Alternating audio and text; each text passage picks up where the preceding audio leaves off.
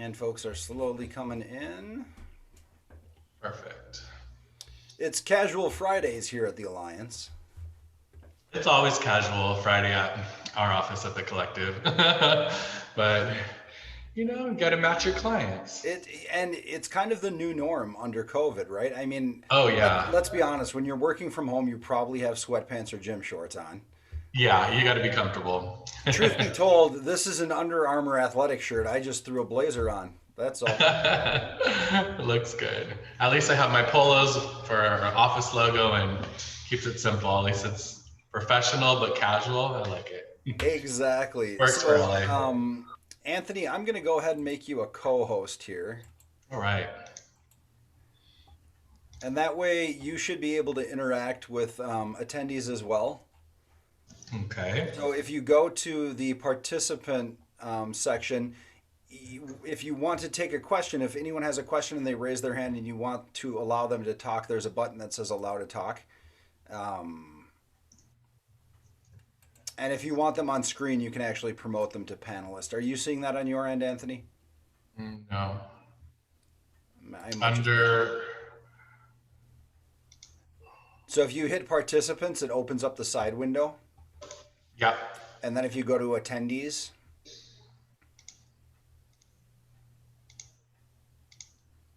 My participant windows. Oh, okay. Yep. And then I can click on people allowed to talk. Got it. exactly. And if you hit more, you can actually promote them to a panelist if you want to interact on video.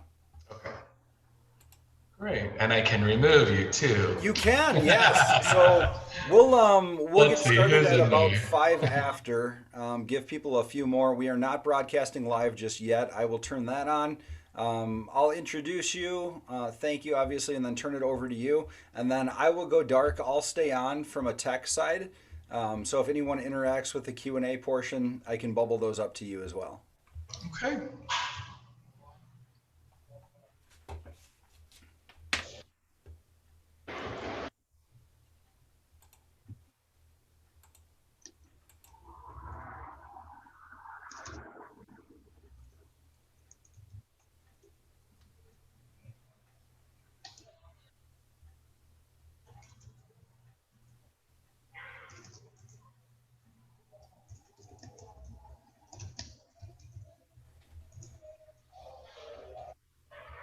All right, Anthony, I'm going to go ahead and I'm going to turn on Twitter, or I beg your pardon, Facebook Live.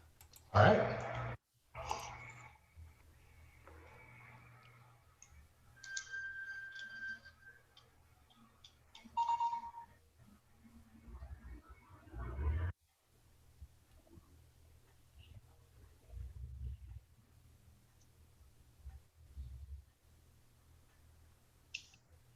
All right. Welcome everyone. We're going to get started in just a couple minutes. If you have any questions, just note there's a Q&A tab at the bottom. You can also use the chat. I just put my contact information down in the chat, so stay in touch. And let me just confirm that we are good on Facebook here. It's always a Yeah, a little delay for that. yeah. I've done so many Zooms lately. Mm-hmm. Lucky to have it though. Yeah, and it looks like we are broadcasting. So All we'll right. go ahead and kick it off. Thank you all so much for joining us on your Friday afternoon. I don't know about where you are, but it's actually sunny and bright here in the Twin Cities of Minnesota, which we don't get a lot of sunshine during the winter months. So I'm grateful. We're grateful to have Anthony Voulin with us this afternoon. Anthony is our Los Angeles chapter president for the Alliance. He's also fairly highly credentialed in his market with the local association, and he also owns the Collective Realty, his brokerage out in LA. Anthony puts the seminar on normally once a year, and he has volunteered to do this for our members and folks that are engaged with us on social media, so we are extremely grateful. Hopefully you take the time over the next hour and a half, 2 hours to really pay attention, hone in, see what skills you can pick up from Anthony as far as your business and how it pertains to what you want to do with your year. There will be a portion at the end for questions, and certainly we encourage you to interact and use your nonverbal interactions through raising your hand or smileys in the panel. If you're on Facebook Live, I will also be watching the comments there. But with that, I would like to introduce Anthony and allow you to take it away. All right, thank you, Ryan. I'm excited to be here. It is going to be a great year for us in real estate this year. I mean, believe it or not, 2020 ended up way stronger than anybody thought. You know, if you asked me in March, would prices have gone up? Would the volume have been consistent by the end of the year? I would have said no way. So we actually ended up 2020 pretty strong, and 2021 we expect to be even stronger. Interest rates are just amazing, and we're all really set to have a great year. So it's all up to us. It's all up to you on how you want your 2021 to be. The market is there for us. The opportunity is there. So let's absolutely go for that. A lot of people are saying, you know, by 2022, there might be a little slowdown or shift or a price change and so on. So we'll see what happens by the end of this year. But this year right now is going to be an amazing time for us as realtors to really help as many people as we can build wealth through real estate. So my name is Anthony Volland. I am the owner of The Collective in Los Angeles. I'm the chapter president of the Real Estate Alliance. Very involved in my local associations. I'm president-elect of Greater LA Association of Realtors, and I'm a director for California Association of Realtors. Been in the business for about 20 years, and my passion now as a broker owner is just helping realtors build wealth and figure out how they can help their clients build wealth in return. So my contact info is in the chat, so feel free to do that. I'm at Anthony Volland on Twitter, or Italian Croatian, or a personal account on Instagram. You're welcome to follow me and stay in touch there.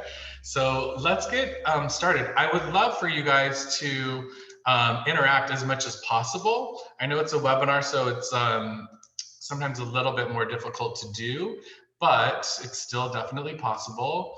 And please, you know, raise your hand, ask questions in the chat. Ryan's going to be monitoring it to see what's going on since I have my screen share on. You know, this is a business planning class, right? So there's a lot of numbers that we're going to be talking about. It's pretty dense with information. So feel free to contact me after.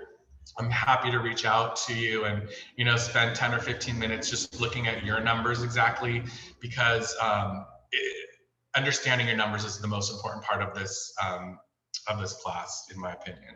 So creating your 2021 business plan, let's get started. 2020 was a crazy year, right? 2021, it's going to be an interesting year, but we definitely have a light at the end of the tunnel. I'm looking out of my office window right here, and there's a line of people right in front of my office waiting to get the vaccine. And that is just going to be more and more people every day will be getting vaccinated. Numbers will be going down. There'll be more hope. There'll be more excitement. And I really think that, you know, the 20s are going to be the new roaring 20s for us. We're going to have a lot of excitement, a lot of innovation, a lot of great things happening. So, you know, take a minute to reflect and think about how your year ended up for you last year. Our office here happened to have the best year ever in history, and many of our agents had their best year. I've been doing a lot of calls with the Alliance with agents from around the country, and I'm hearing the same thing from many agents, that it ended up being one of their best years. They were busier than they ever were. I think part of the reason is because some agents just checked out and decided that, you know, the pandemic was an excuse for them to, you know, not continue pursuing their business as they normally would. And other agents were like, hey, I'm taking this as to my advantage, and I'm going to be working and figuring out what to do to build relationships, and deals were happening, and they had great years. So, you know, no matter what your year looked like for you last year, this is an opportunity now to get in that mindset of making this your best year yet. And this truly, because the market's set up for it, can be your best year yet.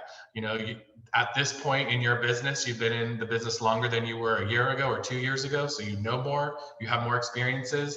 It should be your best year yet. And I'm really hoping that it's going to be for you. So business plan, this is, you know, I've been a manager and in the business for about 20 years. The first few years of the business, I had a team, and within 4 or 5 years, I was the #2 team in the Hollywood Hills. and was asked to manage offices. So since then, the last 15 years, really, I've been managing offices and working with agents and coaching them and helping them create wealth. And everything that we're going to talk about in this class are the little tweaks that you can add to your business that are really going to help take it to the next level. Most agents do not have a real business plan. I ask agents, I'm like, create a business plan and let's talk about it and look at it. And when I see what they have, they don't have measurable, very specific, achievable, relevant, time-based goals like I'm listing here. So we need to make sure that you have very, very specific goals, right? It's important to be able to see what the big picture is, for your year coming up, to have these specific goals, to have a roadmap, right? That's what people think a business plan is. And absolutely, it has to have a roadmap for you. Like, what are you going to be doing and when in order to achieve the goals that you have? There needs to be accountability, right, as part of the business plan. And we'll talk about that at the end of the seminar. And you need to estimate about how much money you're bringing in, and we want you to review and all the successes and challenges that you've had over the last year.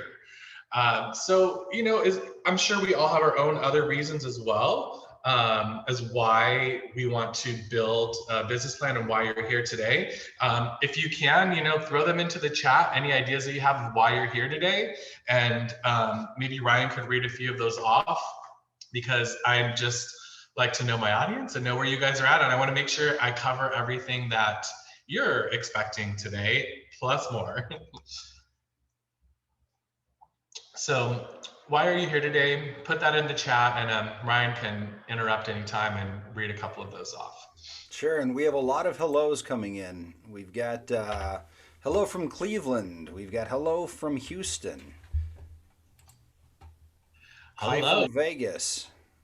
Oh, that's awesome. Anthony, thank you for hosting this. Jenny in Wisconsin says she's excited to learn. Hey, Jenny. So I'm going to stop my screen share just for a second, and we're going to talk about what your why is. So this really is the most important part of being successful. This is the one secret that I've learned over the 20 years I've been in business. The most successful people in our industry and in any industry have the strongest why, the strongest drive behind them. Why are you doing this? What is it that you need in your business to happen for you to be satisfied this year? And selling 10 homes is not what I'm talking about, right? Like, that's great. You sold 10 homes, you sold 100 homes. It's not going to be something that truly fulfills your soul and satisfies you. So I'm talking about, if you sold those 10 homes or 100 homes, how would that change your life? What would you be able to do with that? Business that we're in is an opportunity for us to build wealth.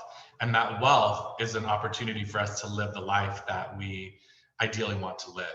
So, sometimes we're taught, some of us, that money is not good, and you shouldn't focus just on money, and the goal should not be focused on money. Well, it's true, it's not about the money, but sometimes we need that money for us to achieve the higher level things in life that we would like to do as well.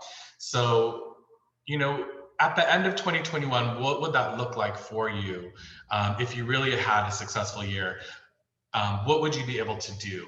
And we talk about vision boards, right? They're awesome to do. They're powerful. I do them in my office. I did one myself this year, and they should be something that's simple, and something have goals on it that are not too far out, right?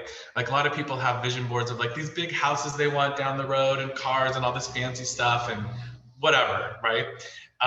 But the vision boards that work the best are the ones that are, short-term goals. So things that you want to happen in the next 3 months, things that you want to happen in the next year, and then maybe 1 or 2 things that are long-term goals. But you need to have several things that are short-term that create that sense of urgency to get to. So the vision board needs to be simple, but that's part of your why. And one thing I've learned in coaching agents over all these years is the ones who get emotionally, who express themselves emotionally or feel emotion when they look at their vision board or when they talk about it to me or to other people, those are the ones who are the most successful. That's what it takes. So if I was to ask you today, show me and share your vision board, and your heartbeat doesn't beat a little bit faster, or you don't start breathing a little deeper, or have a tear in your eye, you need to take time out to think about what it is that you really want to be happy next year and what it is that you really deserve. There has to be that emotional connection to your vision board and to what your why is.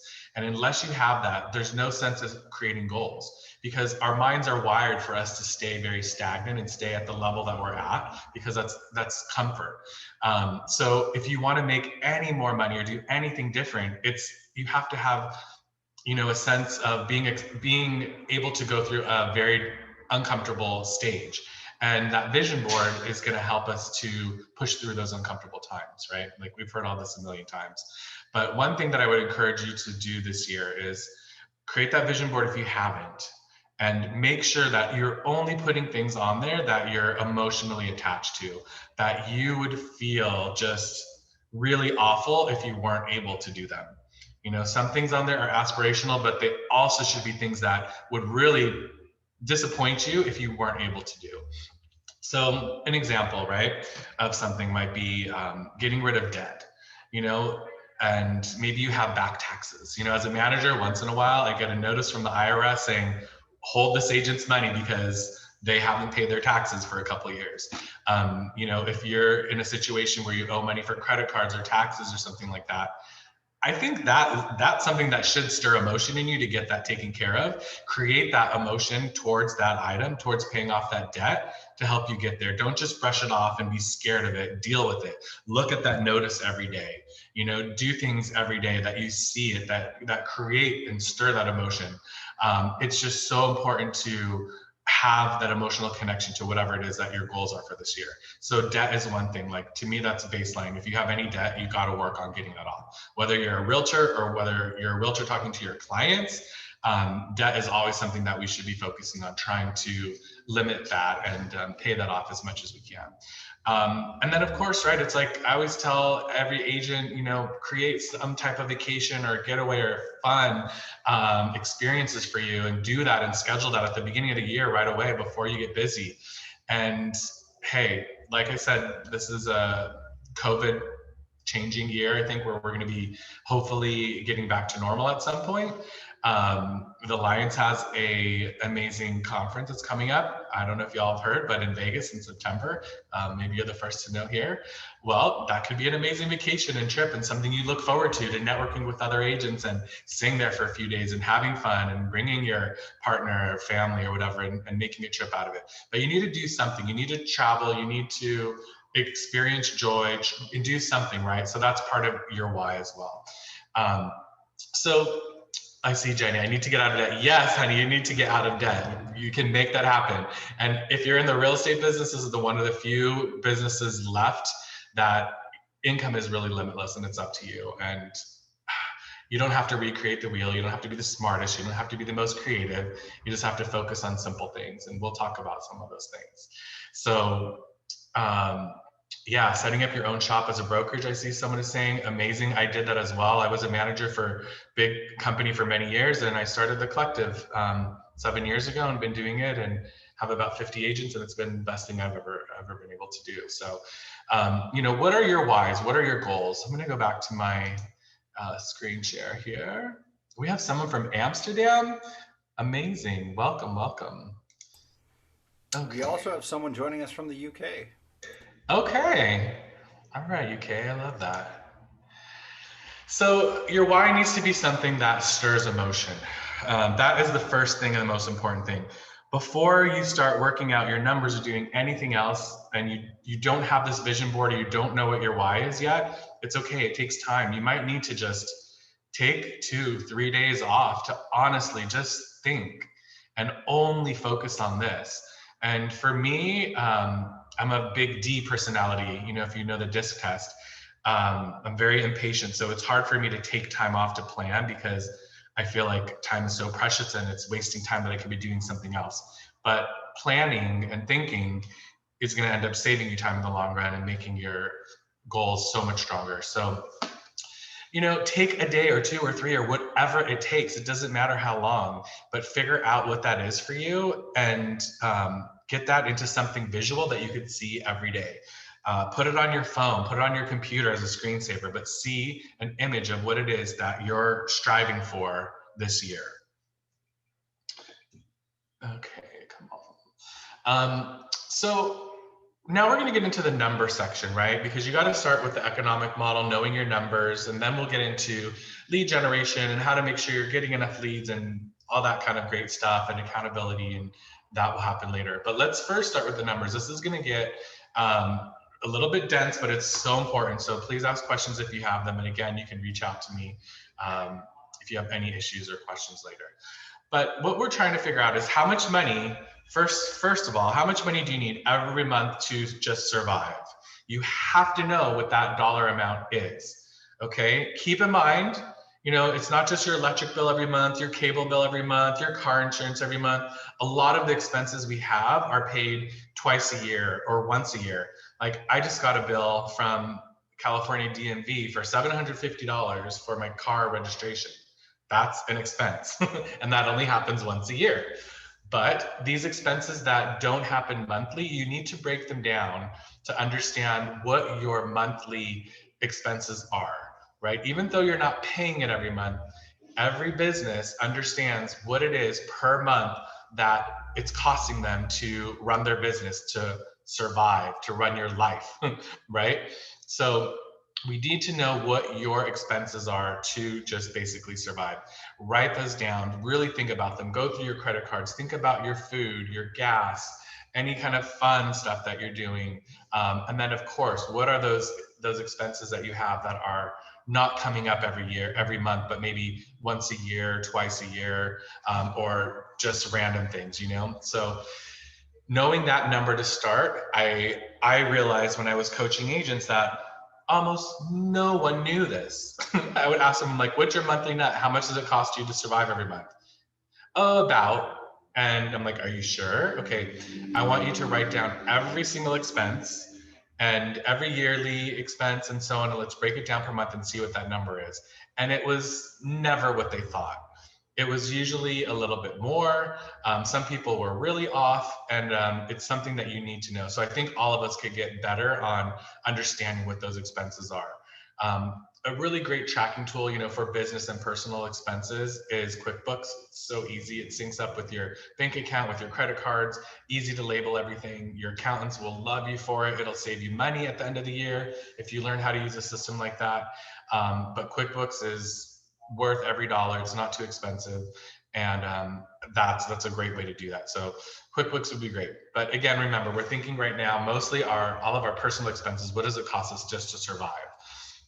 So now that you know that number, think back to what's on your vision board. So maybe your mom is getting older and she's never been to Italy, and she's always talked about it, and you're like, I want to take her there for Christmas this year.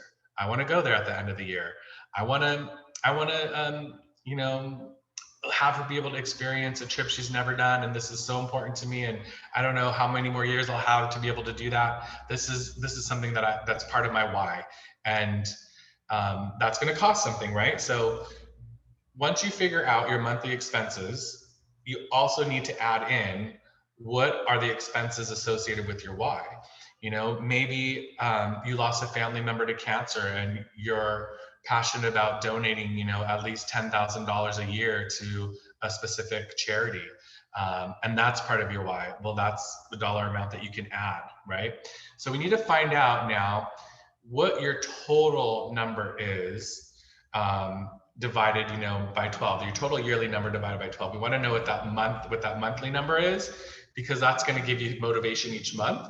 But what is your yearly expenses, and what will it cost you this year if you were to achieve all the things you wanted with your why? What are the numbers associated with that?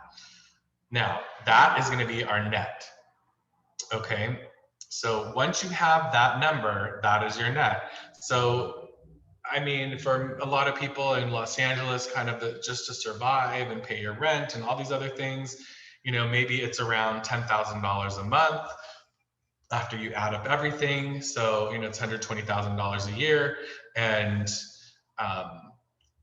the goals that you have this year, you want to pay $40,000 in debt, you want to take a trip and something else or whatever, and it's another 80,000. So a number that I'm going to be using today for net is 200,000 as an example.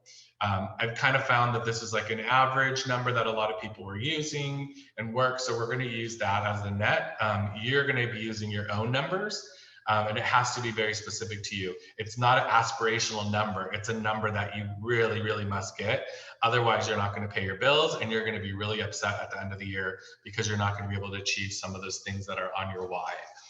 We're in business again to make money so we can use that money and wealth to live the life that we all deserve. So what is that life that you're wanting to deserve to deserve for 2021, and what is that going to cost you? Okay, so once you have that net, that yearly net, now what do you really need to make this year? It's not 200,000, right? We all hopefully know that. There's a lot of things we need to take into play, and it's not that simple to figure out, and we're gonna figure it out, but let's figure it out. So a couple of things that we need to consider are the cost of sale in our business of real estate. Everybody has some type of cost of sale. Every time you sell a property, it costs you something, right? So there's a couple models, common models out there for real estate companies. Averages here, I don't know if you see my cursor, but the 30% of gross. So that's your split, to your office. What are you paying to your office? A lot of people, kind of the standard in the country is 70% that you keep, 30% goes to the office. So cost of sale would be 30% in that case. If you have a higher split, great, then your cost of sale might be 20% or whatever that is. There's also companies like my company, Keller Williams, EXP, they have a cap.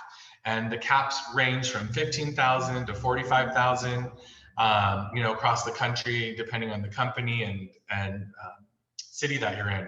So if you have a cap, that's your cost of sale.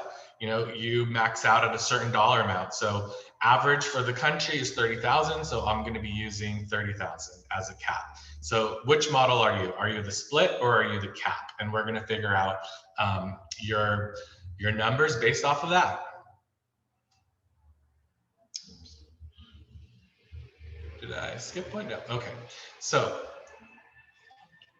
expenses for business, right? That's another cost of sale that we have to take into consideration. Besides your cap and your split to your company, there are business expenses. So the average percentage that it's really going to cost you to have a successful business is about, you're going to be spending about 30% of whatever your gross number is each year on business expenses. Okay, these are also numbers that you really should be tracking. They obviously need to be in your QuickBooks, so you get deductions for that.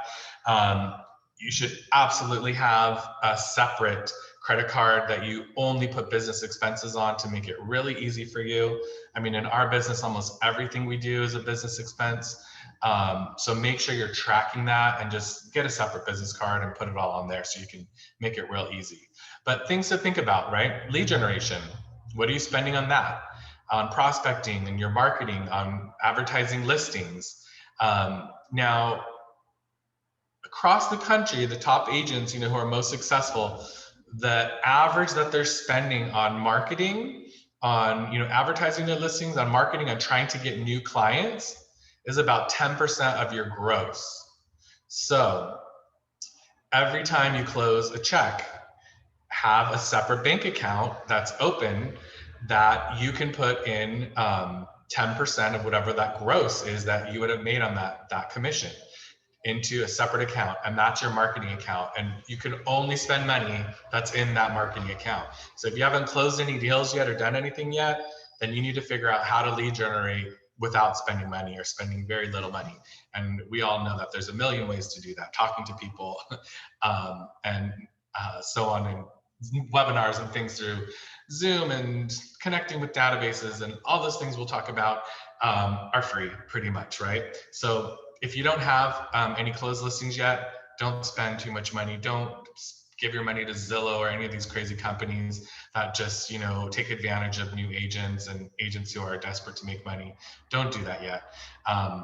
Wait till you close money, then start putting 10% of the gross commission into an account and use that for your marketing budget.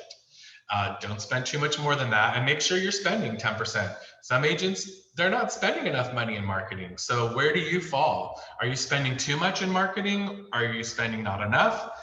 Do you have no idea? Well, write it down. That's another thing to find out. How much are you spending in marketing this year? How much should you be spending? What did you make last year? And take that gross from last year, and you can use that number for this year. 10% of your gross of last year can be spent for marketing. Education absolutely needs to be part of your expenses for every year. You should be attending different seminars.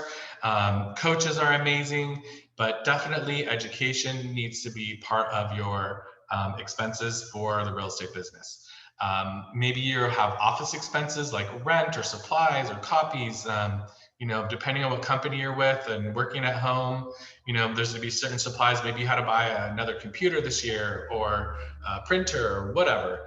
Office expenses, auto, you know, we can deduct a lot of our auto expenses. That's gonna fall into that 30%. Different insurances, E&O insurance, you know, what is your company charging you for E&O insurance? Is it per deal, per month, per year? But that's an expense that's part of that a lot of times we forget about. Your association dues, your MLS dues, if you're joining a chamber of commerce, all of these subscriptions that we have to become members of groups that we network with, all of that types of stuff counts towards your expenses. You know, joining the Alliance or any other groups, all of that's part of that. Technology, you know, are you paying for your website, for website marketing, your cell phone, CRMs, DocuSign? You know, it just goes on and on, right? So these are kind of just a few examples just to get your mind thinking, but these all need to be tracked. They're all deductible. They all need to be tracked. And keep in mind, it's going to be about 30% of your gross. So that's something that you guys need to start looking at. Okay, here, oh God, this slides, they look a little crazy, right? A lot of numbers. I love numbers. I'm a big numbers person. So for me, I love it, but I understand that a lot of us don't. So we're going to go slow and just take it step by step. So we have our net. The net that we said was 200,000, right? This is the amount of money that we need to pay our bills, to go to Italy, to pay off some debt. We need $200,000. Now, we need to find out what is it that we really need. What is our gross? How much money do we really need to make this year in order to be able to keep 200,000? So we need to keep in mind the two things that we just talked about: the cost of sale, which is your cap or your split, and your expenses. So pretty simple, right? Just adding these expenses into whatever our net was, and then we're going to find out what it cost us, what we really need to make. So I have two examples here. The first one is if you're with a capping model and you have a cap, then we have 200,000 is your net, right? Equals 70% of what? So 70% I'm getting is because that's the expenses. It's basically you're subtracting that 30%. So if we want to find out what 30% is, how much we're adding on in expenses, you can do 200,000 divided by 0.7 or 70%, and you're going to get 285,000. So that is the amount of money that we're spending for expenses, our net that we're adding on. Now we have our cap of 30,000. You know, maybe yours is more or less, and you're adding that on, and now you have your total net, 315,000. Okay, does that make sense? If you're with the traditional model, you're gonna do, basically you need to figure out what this 40% is here. So this 40% that I'm gonna be using as a multiplier is your 30% expenses plus whatever your split is, okay? So if our expenses, we're just gonna default and say they're 30%. If you're on a 70-30 split with your company, you're paying 30%, right? So we take 100, you're taking the total amount minus your expenses and minus your split. That's going to give us the 40% number. That's the number that you keep. So what are you keeping out of your 100%, out of that 100% gross? You're keeping 40% because we're giving away 30% split and we're giving away 30% in expenses. If you're on an 80-20 split, then it's going to be your split's 20%, right? Your expenses are 30%, so 50. So our number here is going to be 50%. Okay, so we're using 30%, that's pretty average. And how to figure that out, we're getting this 40% number here, like we just explained. So 200,000 divided by 0.4 is gonna give us 500,000. That is what we need at a traditional model as our gross number to hit our net. So you can see, right, if you're at a capping model, your gross is a lot less than it is at a traditional model, because at some point you're getting 100% or close to 100% of your commission. At a traditional model, you're really not. So your gross is going to be a little higher. You know, there's pluses and minuses of both companies, but you need to know what your numbers are. So figure out those numbers for you. I'm going to give you guys just a second, maybe to finish kind of calculating that, or ask a question if you have one.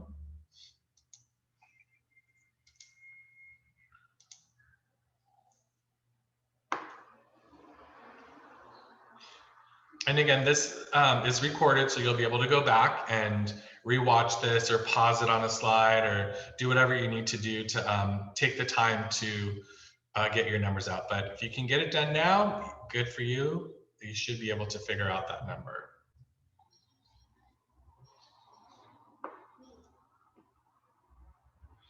Okay.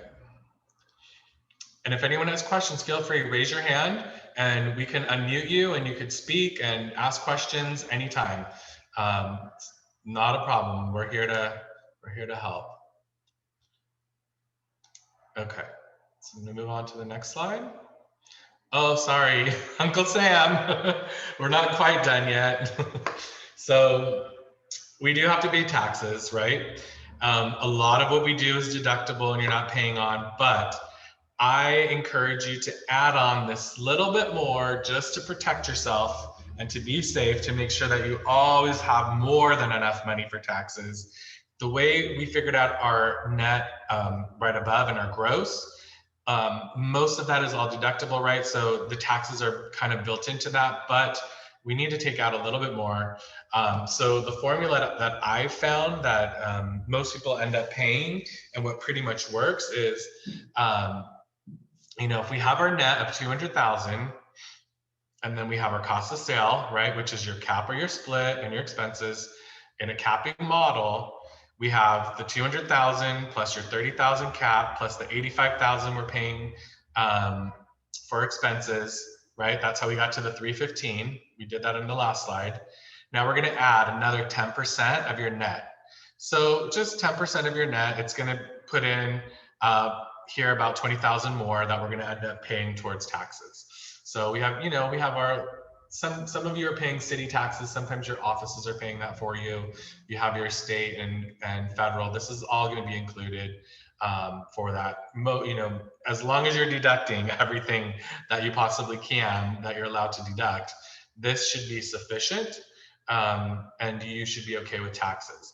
Traditional model, again, just 10% of your net added on, so 520. Okay, so now these are our final numbers. If you are at a capping model and your net goal is 200,000, you actually need to make 335,000. If you're at a traditional model, you need to make 520,000 in order to net 200,000. Okay.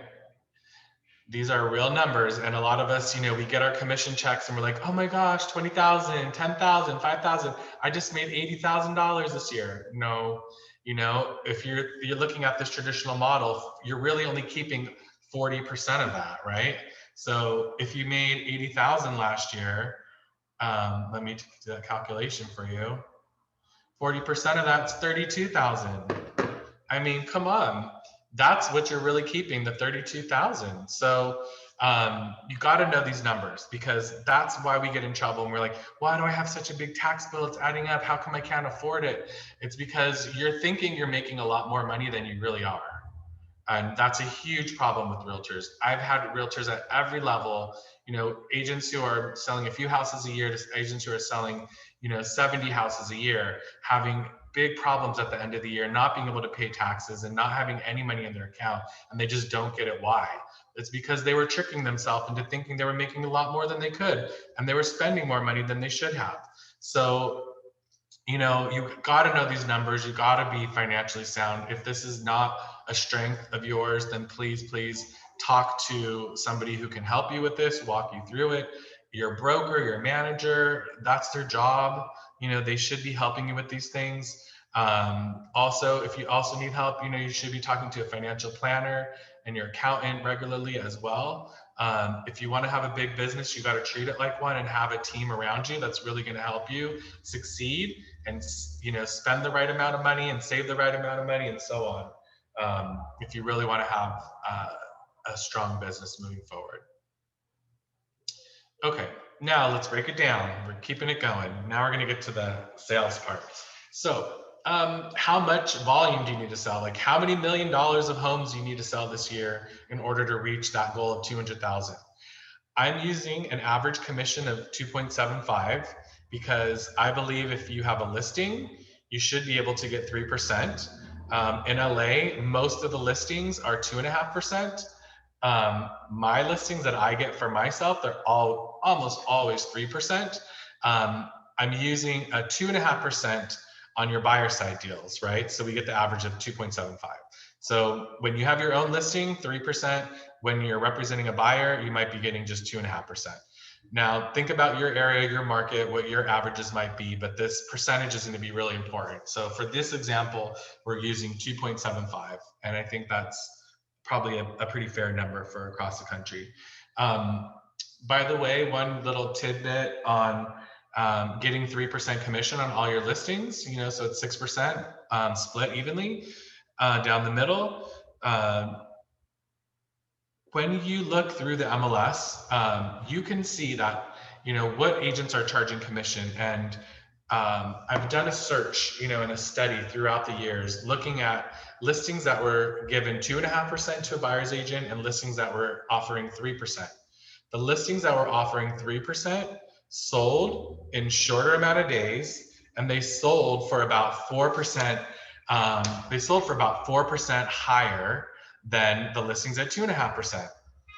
Okay, now this is a stat that I tell every single seller because it's true, it's a fact. And it's in different price points and neighborhoods, and it kind of worked everywhere. That listings that were at 3% were selling for 4% higher. So if you're trying to get a seller to go from a 5% commission to a 6% commission, that delta is 1%, right? They're going to be making on average 4% more. So that's a net to your seller. If they're offering you 1% more, they're going to be netting 3% more. So in short, listings when you offer 3% out are going to sell quicker, and they're going to give the seller a higher price. That is the only script, the only thing that I would ever talk to a seller about, because our goal as a listing agent is to make the seller the most amount of money. You never want to say, oh, I'm 6% listing because I market it better, I'm a better agent, blah, blah, blah. No, they don't care. All they care about is that they're going to net the most amount of money. And it's simple. Just by offering more commission, they will net more money.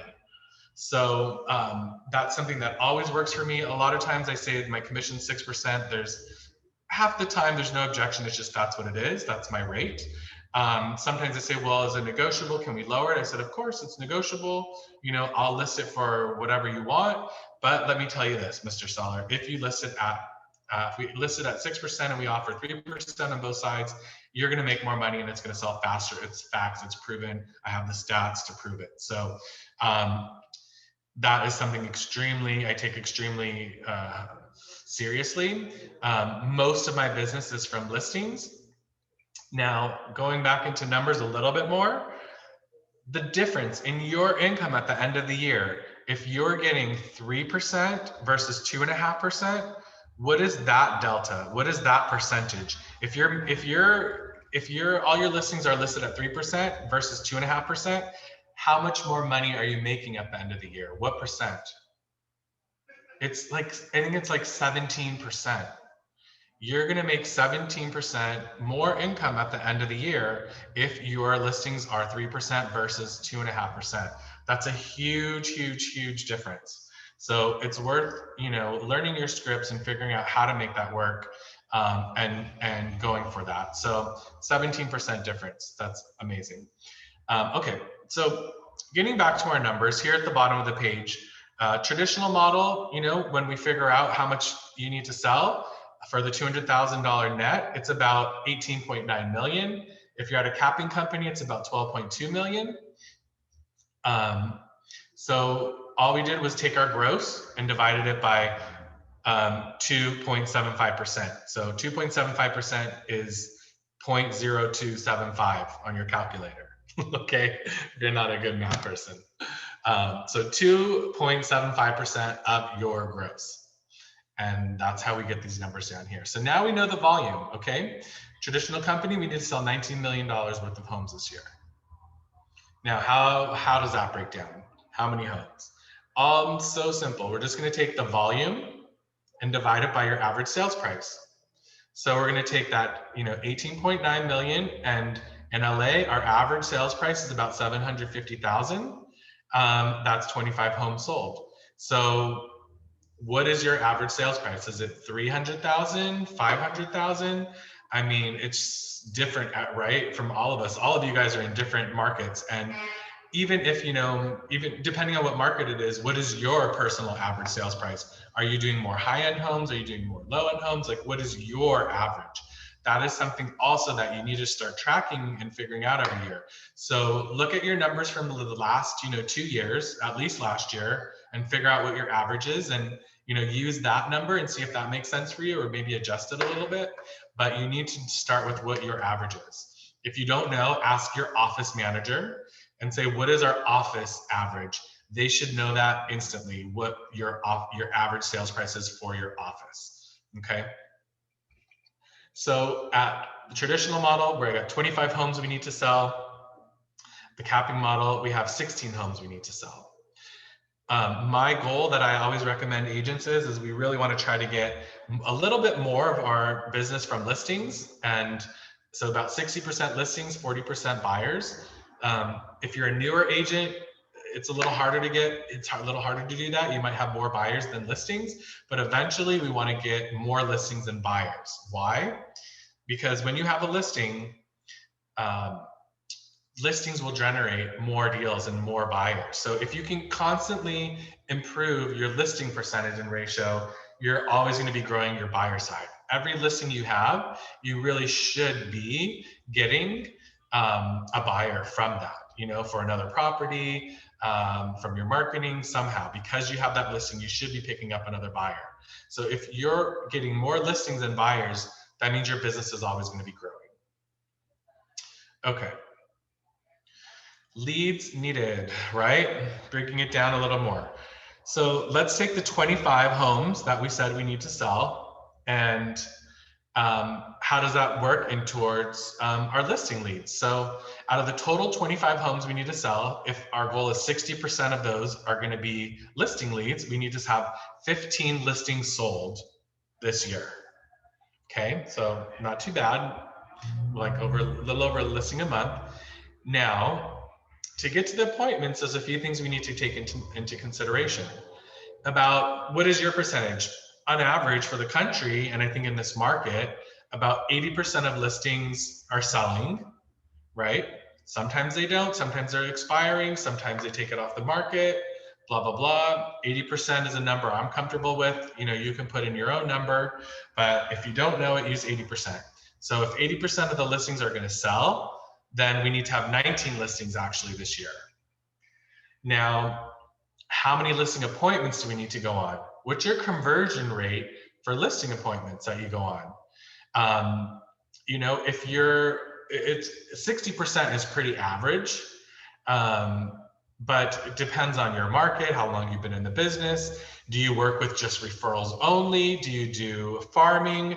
For me, half of my business is referrals, half of it is farming. And with my farming leads, I'd say half of them I automatically get the listing. They just talk to one person, and the other half, they're interviewing 3 or 4 agents. So some of those I do not get, and some of them I do. So average is, you go on a listing appointment, and about 60% of those listings, appointments that you go on, you'll get a signed listing. So you're going to need about 32 listing appointments for the year in order to get 15 closed listings. So, if you want to just keep it simple, just say you need to have about twice as many listing appointments as closed listings. That's one easy way to think about it for the year. If you end up having, okay, I have 10 listings I need to sell, well, you need to go on about 20 listing appointments. Now, those appointments you want to break down per month, because all of our goals, we want to keep a sense of urgency wrapped around them. We want you to focus on the short-term goal. I don't want you to see 32 for the year, because then you get 0 this month, and next month you're like, I'll make it up in the summer, I'll make it up later, and things keep getting pushed. So keep your goals monthly for appointments. So when we break it down, it's about 2 to 3 listing appointments per month. This is the one thing that you're going to focus on every single day. How can I get 2 to 3 listing appointments this month? What else can I do? Every single day you're thinking about just this, 2 to 3 listing appointments this month. How can I get 2 to 3 listing appointments this month? This is your focus, focus. Okay, so let's do it for the buyer side. Same type of thing. We need 25 homes we want to sell total. 40% of them are going to be buyer deals closed. So that's 10 buyer deals we need to close. Now the numbers are kind of reversed here for the buyers. So 80% of signed buyer contracts will close. So that means once you have, in California, it's called a buyer representation exclusive agreement, or we call it a buyer broker agreement. Once you have that contract signed with a buyer, which you should all absolutely be having, that's a whole nother class, get that buyer broker agreement signed. About 80% of the people that you get to sign will close a deal with you. So, we'll need to have a few more of these signed in order to close 10. Now, once you meet buyers and they're serious and you have a buyer consultation with them, about 60% of those that you meet that are serious, that maybe you even show a property to, will sign a buyer representation agreement, and then we'll end up closing and it will get to 10. So again, it's about twice as many appointments that you need for the year as deals closed. So if you need to close 5 buyer deals this year, you need to have 10 solid buyers that you're working with. Make sense? I think we all get that. I mean, some of us might say you might need more. So if that's the case for this example, for the $200,000 net, we need 2 buyer appointments a month. So we need to meet 2 buyers that we have a serious consultation with, that are ready to buy. They're just deciding if they want to work with you. This is not somebody who is starting the buying process and they come to a home buyer seminar, or somebody you met off of TikTok or Facebook and it's a cold referral. And I'm not talking about those people. I'm talking about people who are ready to buy, they're qualified, but they're just deciding, are they going to work with you or not? Okay, so you need about 2 of those every month. Okay, now let's go to lead generation. What are you guys doing for lead generation? What works for you? Where do most of your leads come from? Are you tracking them? I'm going to stop screen share just for a second, and would love for any kind of comments that you guys could write right now. What is the #1 source of leads for you in your business right now? What is that #1 source?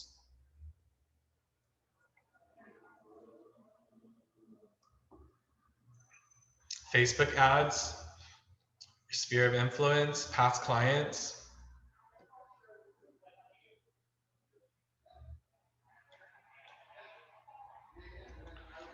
Okay, farming. Okay, so NAR does a survey every year and they ask buyers and sellers, where did you find your realtor? Why did you choose your realtor? All these stats are out there for us to know and find out. And currently, it's still the #1 way that buyers and sellers are choosing their realtor is it's someone they know, or it's a referral of somebody or someone they used in the past. Those are the top 3 things. That makes up almost 80% of the leads that are out there. So 80% of buyers and sellers are finding their realtor because they know them or they're referred to them by someone. Maybe they were referred to them by another agent. Maybe they were referred to them by a best friend or a coworker. Maybe it's somebody they used in the past, right? So there's one commonality with how 80% of buyers and sellers are finding you as an agent. It's relationships, it's your database. These are people who know you, who like you, and who trust you. 80% of the leads that are out there are going to come from that source, from your database. So having a database is number one. There's a million other classes out there that are going to teach you other ways to build leads, which is great because there's still 20% other leads out there, right? Sometimes we get it from an open house or from some type of advertising through other social media sources. There's other ways to do it, right? To buy leads, all these other types of things that are out there. But 80% of the leads are coming from people that know you and like you. They're either working with you because they know you and trust you, or they're referring you somebody because they know you and like you. So it's as simple as that. So that's the only thing that I'm going to talk about today is building your database and keeping those relationships strong.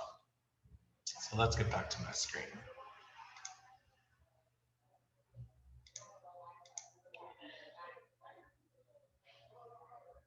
Okay, relationships, right? It's all about relationships. There's two components to having a strong relationship.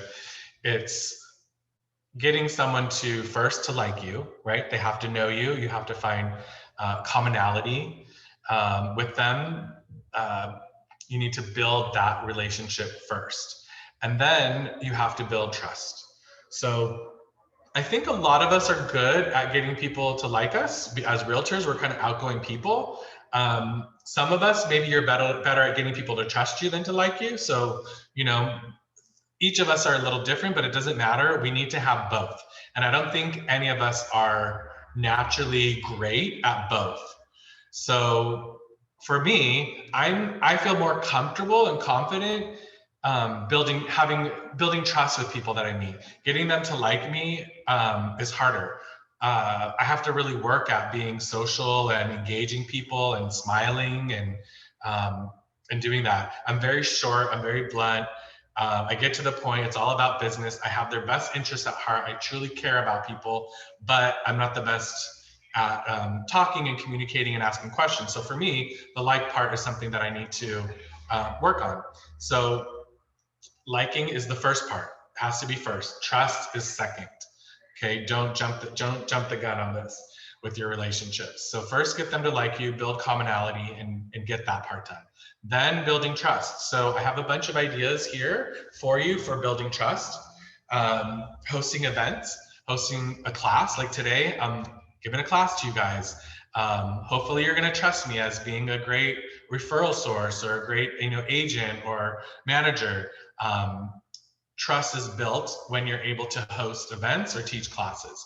So all of you have the capability of hosting a homebuyer seminar, hosting a class on improving your credit. All of these different types of things are possible ways for you to build trust with your relationships. Newsletter, to putting out blogs, any awards or recognition that you get, you need to post that. You need to get that out there. Make sure people are aware of that. One thing that I'm super passionate about and that people have told me why they trust me and have chosen me as an agent is because they see I'm an advocate for home ownership. I'm super involved with NAR, my California Association of Realtors. I'll go to Washington, D.C., I'll go to Sacramento, and I'll fight and lobby for home ownership and protecting home ownership. I understand what's on the ballot and what propositions are coming up, and I'll educate people on that and I'll talk about it. I have relationships with my city council members. Those types of things, when people see that you have, they trust you and it gives you that edge in beating out someone else for a listing or the buyer. And by the way, we're in the most competitive time ever in the history of being a realtor. There are more realtors now than there's ever been. And when you compare the percentage of transactions available to the amount of realtors, it's the smallest number ever. So you have to stand out. and you have to do something that makes you different than the average realtor. You know, we're not home finders anymore. You know, we can't be as simple as just putting a home on the MLS and selling it or showing property and so on. It's about helping people to build wealth and understanding what that means. It's about being an advocate and fighting for home ownership. You know, what are all those things that you're doing in your community with different charities and so on that are helping people to trust you and like you at a higher level than someone else?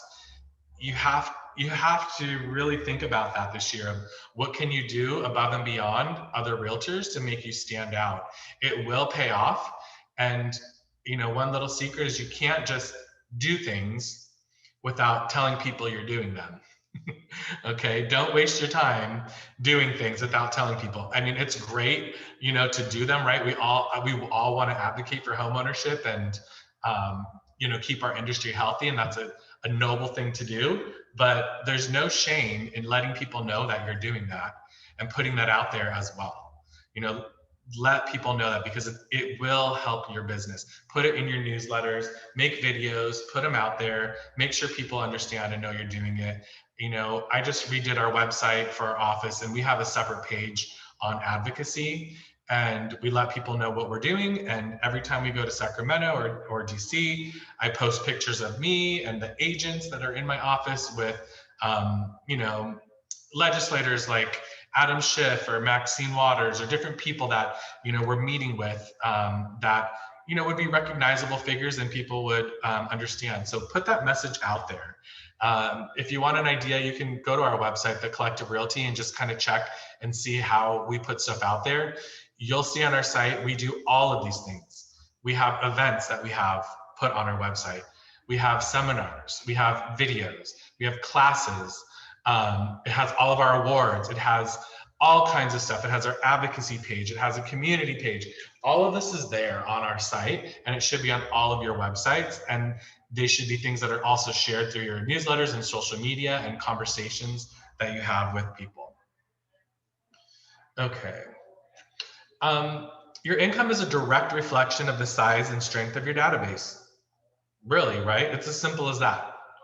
Your income is a direct reflection of the size and strength of your database. How big is your database? That's number one. How many people are in there? My advice is you should have 300 people in your database up until you're getting at least 2 deals a month. Then you should add more, because we're talking about income is a direct reflection of the size and strength. So size, number one, you don't want to go too big. That was one mistake that I made when I became a realtor. I went to every fair and festival and had contacts and just collected people's names and added them to my database and sent them newsletters. And within, you know, half a year, I had 2,500 people in my database. I had no idea who any of them were. You know, most of them had no idea who I was, and it did not work. When I reduced that down to about 300 people and had actual relationships with them, that strength completely changed. And the strength of that database really started to show in referrals and deals that we're able to close. So one question I ask is, you know, when I look through people in my database, would this person, if this person was hosting an event or a birthday party, would they invite me? If they wouldn't invite me, I can work on that relationship more. It's not strong enough. So I think, you know, we all have people in our database that we're adding and we're always strengthening them. There's always work to be done on your database. So let's talk about what I was just saying, 300 people in your database, right? I teach a whole class on this as well, and maybe I could do it here for the Alliance. But at the Collective Realty's YouTube page, it's posted there if you want to check it right now. But there's a class on your database, how to contact them, how to break it down, and how to stay in touch with everyone. It's a little over an hour class, but I'm going to go through the highlights of the class in about 2 minutes. So bear with me. So 300 people is the goal, and this should get you at least 2 deals a month.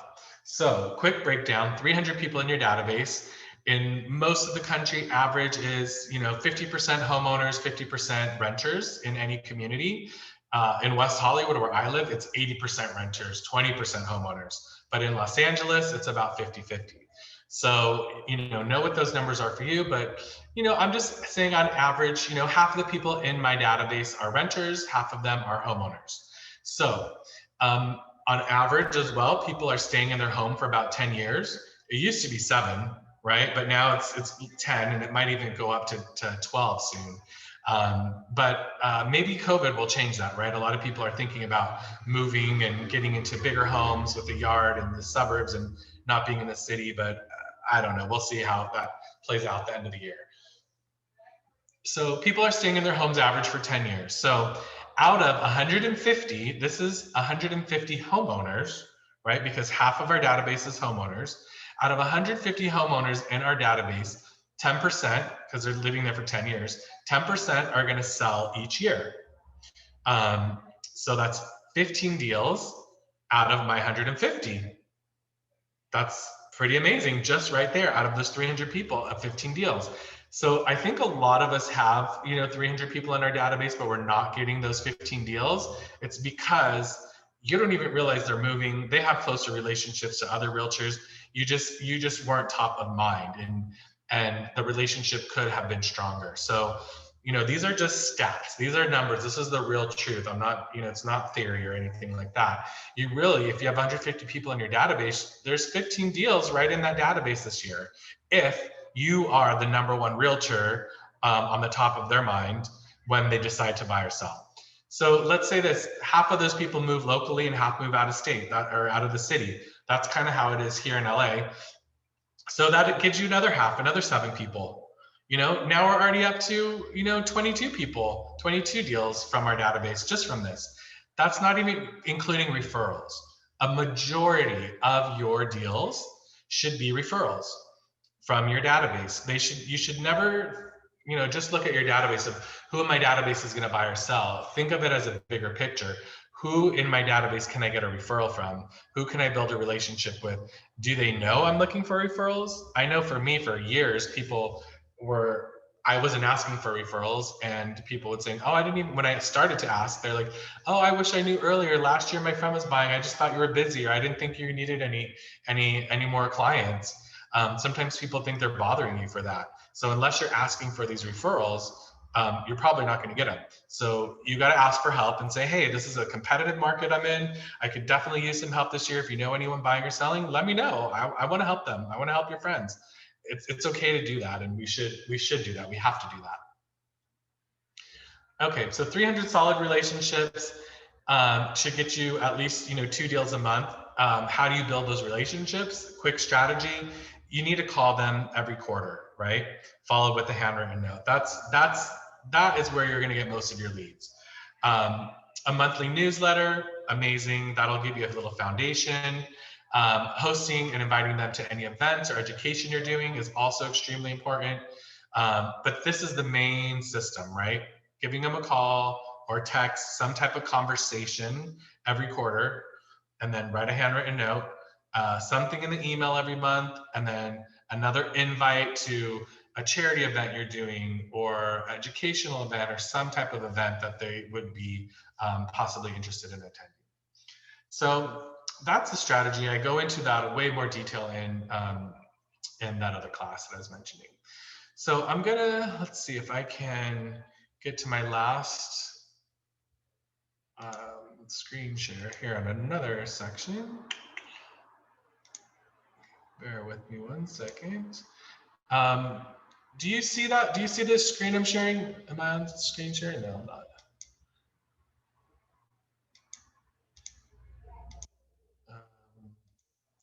All right, here we go. Okay. So now we've gone through the whole financial model, all the numbers, how much money you need to make, you need to, how many dollars in volume you need to sell, how many deals you need to close, how many appointments you need, how to stay in touch with people, and so on. So after that, the last step is really writing these goals down and having some accountability system in place, that's going to help you focus on them to the highest level every week. So this tool has been a lifesaver to me. I have a coach, I use it. I was just proposed to a couple weeks ago, and I have a wedding coming up next year, and this tool is going to be part of planning for the wedding to keep you on track week by week, month by month. So how does it work? Yearly. You want to write your yearly goals, right? Okay, so all those numbers we talked about, 25 deals for the year, 18 million in volume, 300 people in my database, blah, blah, blah. All of those different things that your yearly goals are. Breaking it down to the next month, this month. Okay, this month, those were your appointment goals. So we said 2 to 3 buyer appointments this month, 2 listing appointments this month. That's in your monthly goal. So what are your big rocks, your main goals for this next month? Once you have that, then what do we need to do this week to get there? So if we want to work on getting those 2 buyer deals this week, we said we wanted to call everyone in our database 3 or 4 times a year, once a quarter. So we need to start calling people and talking to people and reaching out to them. So one system I use is calling, 2 letters of the alphabet every week. So week 1, I'm going to call everyone whose last name starts with A and B. Week 2, everyone whose last name starts with C and D. And so on. If you do that and you call 2 letters of the alphabet every week, you're going to get through your whole database 4 times a year. It works out perfect. So it's a simple system without having to use a CRM. I'm not big on the tech side and all of that. I like things simple. Like I said, I'm very impatient, and I just want to get things done quick and as simple as possible. So for me, having the 2 letters and just writing it down on a piece of paper, it works perfectly. So doing that. What are other things? Okay, maybe I need to start. I wanted to host an event this month. I wanted to do a credit seminar. So maybe week 1, I need to plan my PowerPoints and find a lender that I could do. What else do you need to do? Whatever those things are that you need to get done for that week should be written down. Then at the end of that week, you're going to meet with your manager or another agent, and it could be an agent in your office. It could be an agent from the Alliance on a weekly call, 10, 15 minutes, where you both go over your goals for the week and you highlight all the ones that you did and you cross out the ones that you didn't do. And then the ones you didn't do, you push on to the next week and you write your new ones for the next week, and so on and so forth. And it's just a time for you to be self-aware of what you did, what you didn't do. A lot of us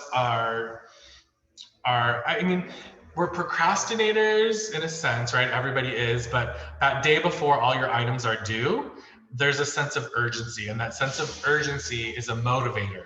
And that motivator is going to be what gets you to do things that you might not normally have done. So if you didn't call anyone in your database and it's Thursday afternoon and you're like, oh my goodness, I have to meet with my accountability partner tomorrow morning. When am I going to do this? You figure it out and you do it on Thursday and get it done.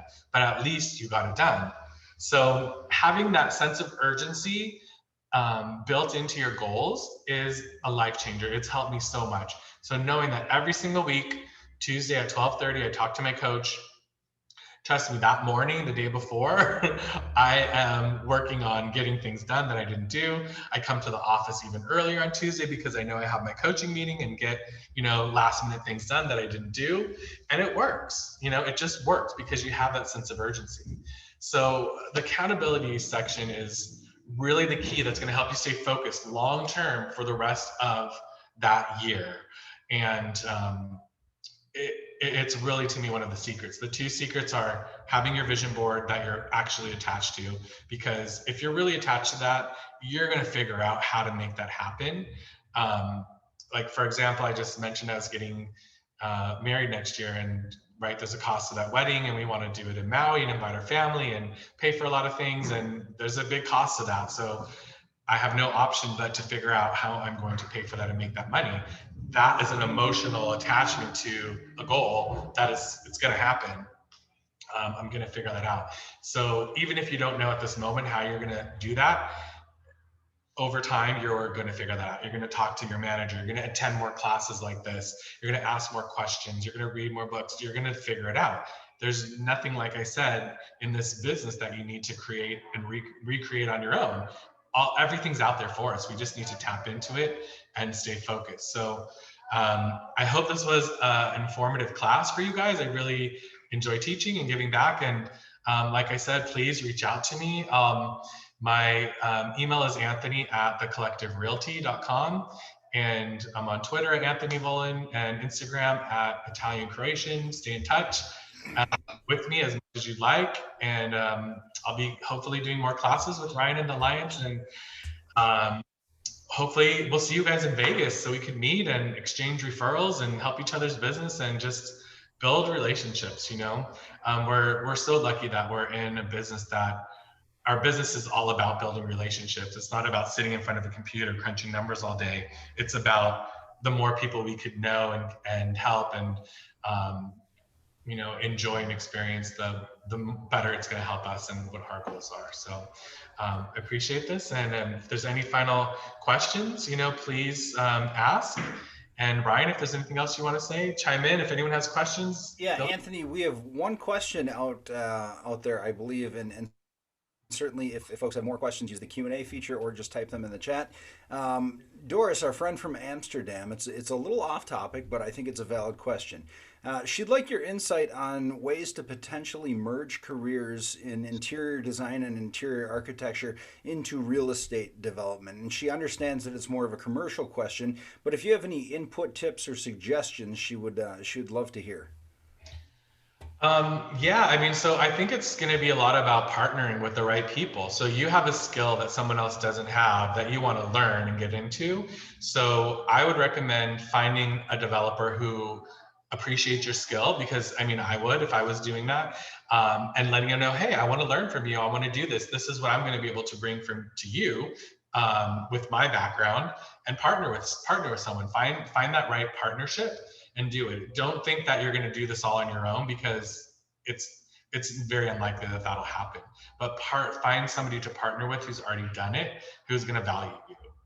I think that's for any of us trying to change our business and do it. Like, you're not in this alone. We can all help each other and work together. There's plenty of business and money for all of us to do that. Partner with other people, get those alliances going. Thank you. And my question, so I can turn my camera on, I guess. A lot of what you were discussing, aside from the numbers, had to do with attitude, and I'm a firm believer that attitude is a huge factor of success. Can you just talk about the power of possible and really changing your perspective to motivate you to get to the goals that you want? Yeah, it's not easy, right? Especially in the environment that we're in.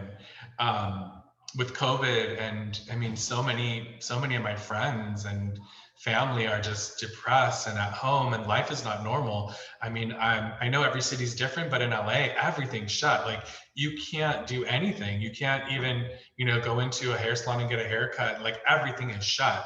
Outside dining is shut. Everything is shut still, and it's going to be for a while, and it's been for a year now almost.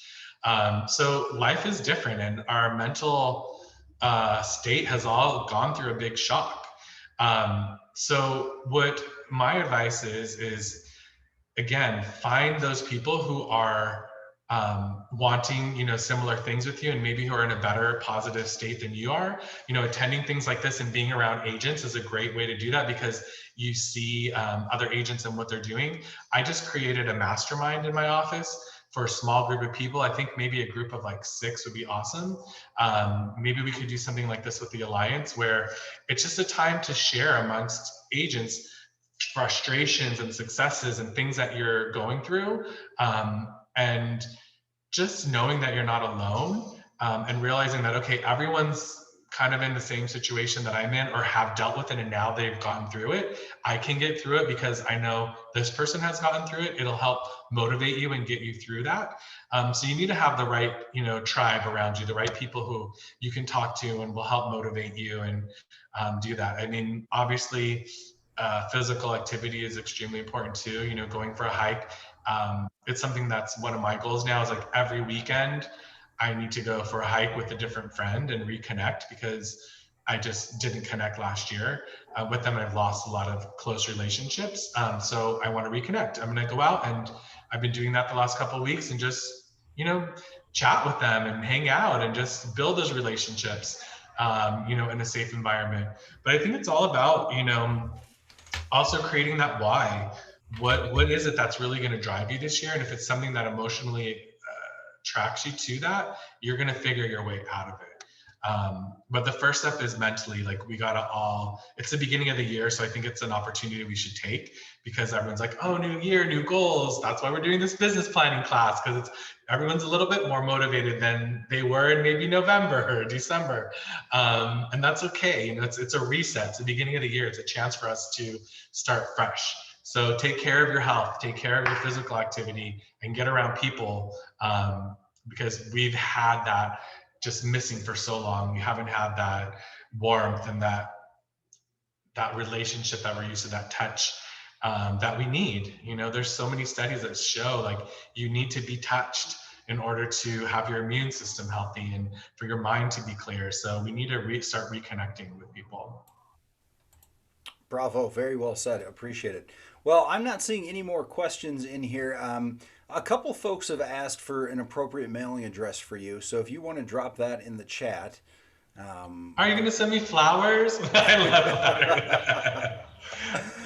I want to thank you so much for your time today, Anthony. I think it was a very productive session. There was a lot of great content, some wonderful tips. Hopefully, folks find that useful.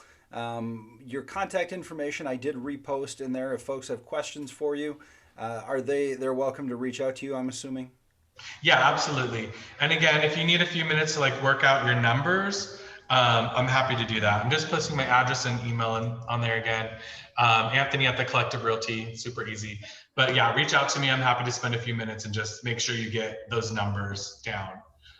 Because I know just seeing it on there, for some people, it could be a little confusing. So. And for those of us on Facebook, that's Anthony at thecollectiverealty.com. Collective, or The Collective Realty, is all one word. So feel free to reach out to Anthony if you have further questions. If you want to get a copy of any of the forms that you saw, I'm sure he'd be more than happy to share that with you, or go into deep dives if you schedule that as a one-off.